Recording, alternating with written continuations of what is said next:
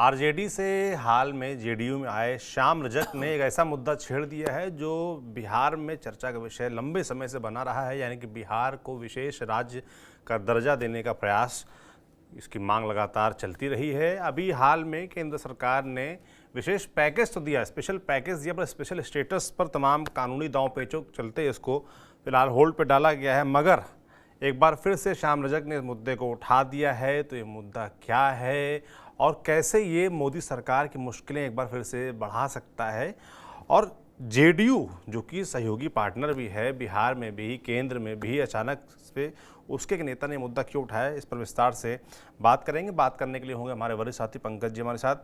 पंकज जी, श्याम रजक अभी आए हैं, राष्ट्रीय महासचिव भी बन गए हैं।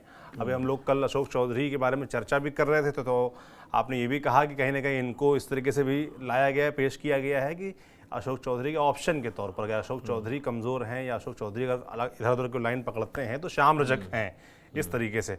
और श्याम रजक ने अपना दखल दिखाने के लिए या अपनी मौजूदगी दर्ज कराने के लिए ये स्पेशल स्टेटस वाला मुद्दा भी छेड़ दिया है। तो कैसे देखा जाए श्याम रजक को? क्या ये किसी के इशारे पर हो रहा है या वो खुद ही अपनी राह पकड़ लिए हैं? देखिए, एक तो क्या है कि नीतीश कुमार का जब भी दिमाग चलता है ना, तो एक तरफ चलता नहीं है। एक तरफ चलते हैं तो दूसरी तरफ दरवाजा खोल करके रखते हैं। ऐसी बात सब लोग उनके बारे में कहते हैं। वैसे दूसरा सच ये भी है कि नीतीश कुमार पुराने वाले नीतीश कुमार नहीं है। स्वास्थ्य एक बड़ी वजह है, और जो नीतीश कुमार ओरिजिनली होते थे उसका 30% ही। बिल्कुल। तो इसके भी अपने मायने मतलब है, और इसलिए कहा जा रहा है कि ब्यूरोक्रेसी हावी है, इसलिए कहा जा रहा है कि उनके इर्द गिर्द के नेता हावी हैं, जो चाह रहे हैं करवा ले रहे हैं। नीतीश कुमार पूरे तरीके से नियंत्रण नहीं कर पा रहे हैं। ये सारी बातें हैं, लेकिन महत्वपूर्ण बात क्या है? महत्वपूर्ण बात यह है कि जेडीयू के लोग ये बात कहने लगे थे कि अगर आप विशेष राज्य का दर्जा नहीं दे सकते तो आप विशेष पैकेज दे दीजिए। मैंने खुद कार्यकारी अध्यक्ष का इंटरव्यू किया था, संजय झा का। उन्होंने कहा था कि अरे भाई, विशेष राज्य का विशेष पैकेज तो मिल रहा है ना, पूरे सदन में, लोकसभा में, राज्यसभा में चर्चा है कि ये बजट देश का नहीं बिहार का बजट है जी। तो आखिरकार नीतीश कुमार बिहार के लिए बहुत कुछ लेने में कामयाब रहे ना। उन्होंने बताया कि विशेष राज्य होता क्या है, विशेष राज्य का दर्जा का मतलब क्या है, विशेष पैकेज ही है ना, और वो हमको केंद्र जो दे सकती है। और इतना ही नहीं, संजय झा तो मेरे साथ बातचीत में उन्होंने यहां तक कहा था कि 15th फाइनेंस कमीशन किसका टाइम था? वो टाइम यूपीए का ही तो था, उसमें लालू प्रसाद तो थे। तो फिर उन 15th फाइनेंस कमीशन का रिपोर्ट है कि कैसे राज्य को स्पेशल स्टेटस का दर्जा मिलेगा। तो उस परिधि में बिहार नहीं आता है। बिहार की ना तो भौगोलिक स्थिति उस तरह की है, ना बिहार कोई समुद्री उससे जुड़ा हुआ है, ना बिहार में वैसे जनजाति की आबादी उस तरह की है। तो जो बहुत सारे पैरामीटर्स हैं उसमें बिहार फिट नहीं बैठता है। और ये 15th फाइनेंस कमीशन का रिपोर्ट जब आया था तो शासन में यूपीए थी, तो उस समय लालू यादव चुप रहे। अभी विशेष राज्य का दर्जा, विशेष राज्य का दर्जा की बात कर रहे हैं। विशेष पैकेज तो मिल गया, 58,000 करोड़ तो मिल गया, और ये नीतीश कुमार की बड़ी उपलब्धि है। ये हमारे साथ बातचीत में, TV9 के साथ बातचीत में संजय झा ने बात कही जी। अब सवाल उठता है कि श्याम रजक आते हैं अचानक महासचिव बन जाते हैं एक दिन में, और महासचिव बनते हैं, उसके बाद अगले दिन बम फोड़ते हैं। ये आवाज तो आरजेडी की है जी। तो होता क्या है कि जब आपको आरजेडी के तरफ जाना होता है तो विशेष राज्य के दर्जे की मांग आप करने लगते हैं। ये ऐसा पहले जेडीयू करती रही। और जब आपको बीजेपी की तरफ जाना होता है तो भ्रष्टाचार, अपराध, जंगल राज, ये सब बोलने लगते हैं। तो सवाल यह है कि ये नीतीश कुमार की ऐसी पार्टी है कि जिधर चाहती है उधर चली जाती है जी। और दोनों तरफ के लोग वेलकम करने के लिए तैयार रहते हैं। इसकी बड़ी वजह यह है कि आप ये समझ लीजिए कि नीतीश कुमार की वजह से जिधर इनकी मौजूदगी होती है उसका पलड़ा भारी हो जाता है, सत्ता मिल जाता है। आप देखिएगा, बीजेपी विपक्ष में रहेगी तो शराबबंदी का मजाक उड़ाएगी, कि शराबबंदी फेल है, जी। पक्ष में आएगी तो शराबबंदी का गुणगान करने लगेगी, विपक्ष में रहेगी तो नीतीश कुमार को फेल्ड कहेगी, धृतराष्ट्र कहेगी, तरह तरह के तमगे से नवाजेगी, और जब पक्ष में रहेगी तो विकास पुरुष बताएगी, अनुभवी नेता बताएगी। और यही हालत आरजेडी का। आरजेडी कह रही थी ना कि देखिए इतनी नौकरी भी देने वाले नीतीश कुमार है। आरजेडी कह रही थी ना कि हमारे पास सबसे अनुभवी नेता नीतीश कुमार है। यही आरजेडी कह रही थी ना। अब आरजेडी क्या कह रही है, रोज दिन उसके नेता क्या निकाल रहे हैं, तो देखिए कैसा राज है, जंगल राज से भी घटिया है, तरह तरह की बातें हो रही। सवाल यह है कि श्याम रजक ने ये राग क्यों छेड़ा है, बिल्कुल यही ये सवाल है। और इस सवाल के कई मायने हैं, क्योंकि नीतीश की पार्टी में कुछ ऐसे नहीं होता है। ये बात आप जान लीजिए, अगर कोई राग छेड़ा जाता है तो उसकी एक प्लानिंग होती है। एकदम नया आया बंदा जिसको आपने अभी भी एक बड़ा पद दिया, वही कह रहे हैं, एक बंदा आता है जिसको आरजेडी फूका हुआ दगा हुआ कारतूस कहती है, आप उसको तुरंत अपनी पार्टी में लेते हैं, पार्टी में लेने के बाद महासचिव बना देते हैं। कमाल की बात है। और वो महासचिव साहब विशेष राज्य के दर्जे की मांग करने लगते हैं, कहते हैं आप नियमों में परिवर्तन कर लीजिए। जो जेडीयू में दो थॉट जो चलता रहता है ना, और सबसे बड़े जादूगर जो नीतीश कुमार हैं, वो जिस तरफ मोहर लगा देते हैं, खेल करते हैं, एक्चुअली वो क्या करते हैं, दो कॉटरी बना के रखते हैं, समझ गए।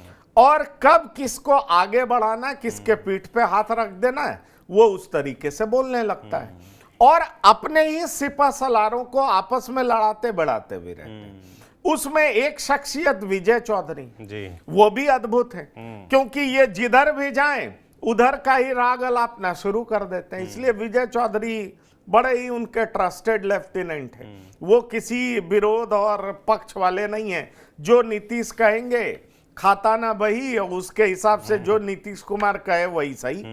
तो विजय चौधरी के उस तरह से करते हैं।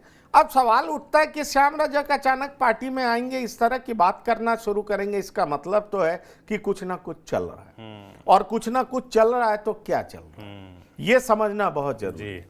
क्योंकि यही नीतीश कुमार कई सभा में कह रहे हैं कि पहले 2 बार हम गलती कर चुके हैं, अब गलती नहीं करेंगे।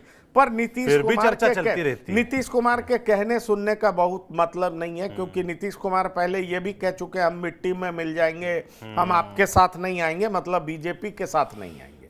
पर नीतीश कुमार आए। तो इसलिए नीतीश कुमार को अपनी प्रासंगिकता कायम रखने के लिए जो जरूरी समझ में आएगा वो नीतीश कुमार करेंगे, करते रहे हैं, ये बहुत इंपॉर्टेंट है। इसलिए श्याम रजक की ये जुबान कहीं ना कहीं कुछ कहानी कहती है कि कुछ चल रहा है। एक दूसरी लाइन भी नीतीश कुमार खींचते हैं, वो लगता है खींचना शुरू हो गया। ये कब बड़ी लाइन हो जाएगा वो तो वक्त के गर्भ में छिपा हुआ है, पर इतना जरूर है कि ऐसे ही नहीं हुआ है।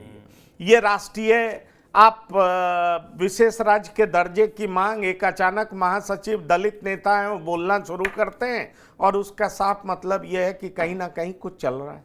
अब कुछ चल रहा है, ऐसा क्यों कहा जा रहा है? आप ये सवाल कर सकते हैं कि कुछ क्यों चल सकता है जी। दरअसल देखिए, आप देखिएगा तो पार्टी में एक बड़ा धारा है जो कि मानता है कि आरजेडी के साथ ही हमारी राजनीति सुरक्षित है, और पार्टी में एक ऐसा भी धारा है जो मानता है कि बीजेपी के साथ हमारी राजनीति सुरक्षित है। सवाल ये उठ रहा है कि जो लोकसभा का चुनाव हुआ, लोकसभा के चुनाव में एक चीज बहुत साबित हो गया साफ तौर पर, और वो ये साबित हो गया कि बीजेपी अपना कोर वोट बैंक ट्रांसफर नहीं करा सकती। इस बात को आप जान लीजिए। आप पूछिएगा ये आप कैसे कह रहे हैं? मैं ऐसा इसलिए कह रहा हूं कि काराकाट में चुनाव हुआ, क्या बीजेपी अपना कोर वोट बैंक, राजपूत तो बीजेपी के कोर वोट बैंक है ना, क्या वो उपेंद्र कुशवाहा की तरफ शिफ्ट करा पाए क्या? ये बड़ा महत्वपूर्ण प्रश्न।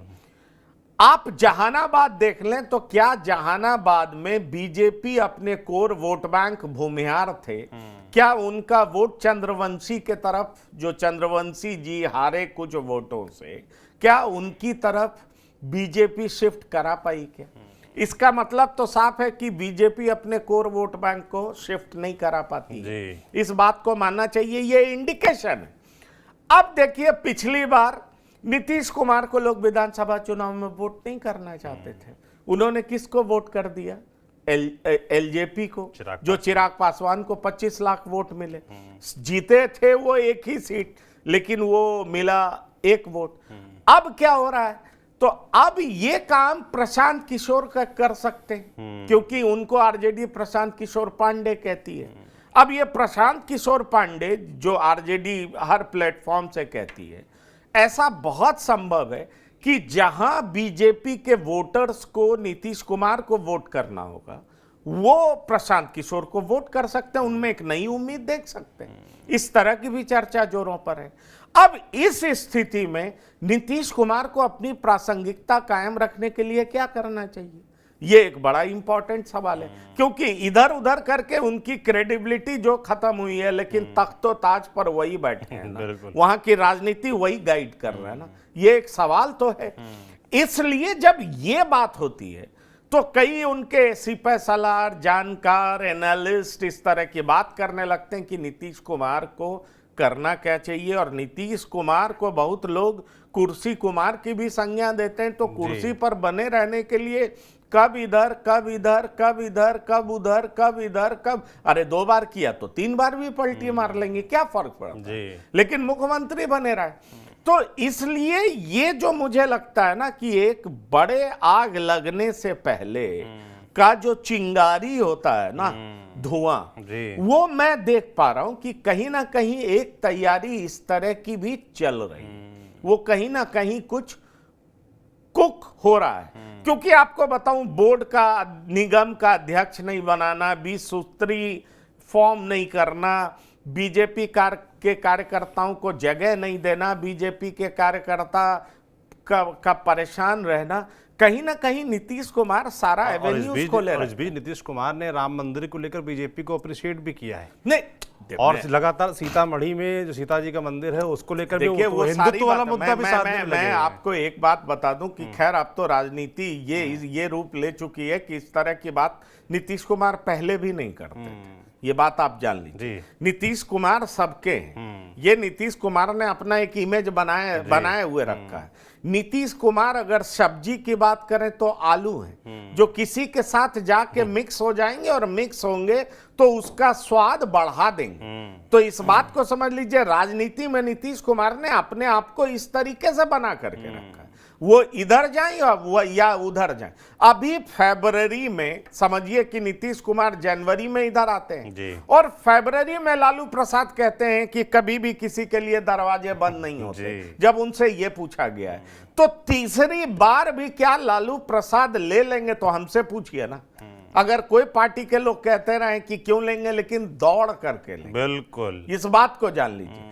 तो ये जो श्याम रजक का कहना है वो ऐसे ही नहीं कहना, ये अकस्मात नहीं कहा गया है, ये कुछ ना कुछ एक लाइन खींची गई है। हाँ, ये जरूर माना जा सकता है कि विधानसभा चुनाव में टिकट का बंटवारा होना है, दबाव बनाने के लिए, एक तरीके से बीजेपी को नियंत्रित करने के लिए, बीजेपी के ऊपर रहने के लिए, बड़े भाई की भूमिका में रहने के लिए, ये सब भी कारण हो सकते हैं।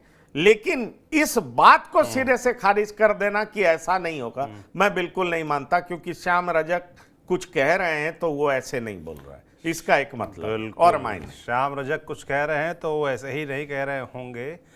और धुआं उठा है तो कहीं ना कहीं तो आग लगी ही होगी। और लगातार ये कयास लगाए जाते भी रहते हैं कि क्या नीतीश कुमार अब जो कहते हैं कि अब हम दोबारा गलती नहीं करेंगे, वो बीजेपी के साथ टिके रहेंगे कि नहीं, इस पर एक बार फिर से सवाल खड़े हो गए हैं श्याम रजक के इस बयान के साथ, विशेष राज्य के दर्जे की मांग के साथ। अब भविष्य क्या होता है वो तो जब समय बीतेगा, गतिविधियां होंगी राजनीतिक, तब पता चलेगा। हम तक जो जानकारी आएगी आप तक भी हम पहुंचाते रहेंगे। आपका इस पूरे मसले पर क्या सोचना है हमें कमेंट बॉक्स में लिखकर ज़रूर बताएं। बाकी देखते रहिए TV9 डिजिटल। शुक्रिया।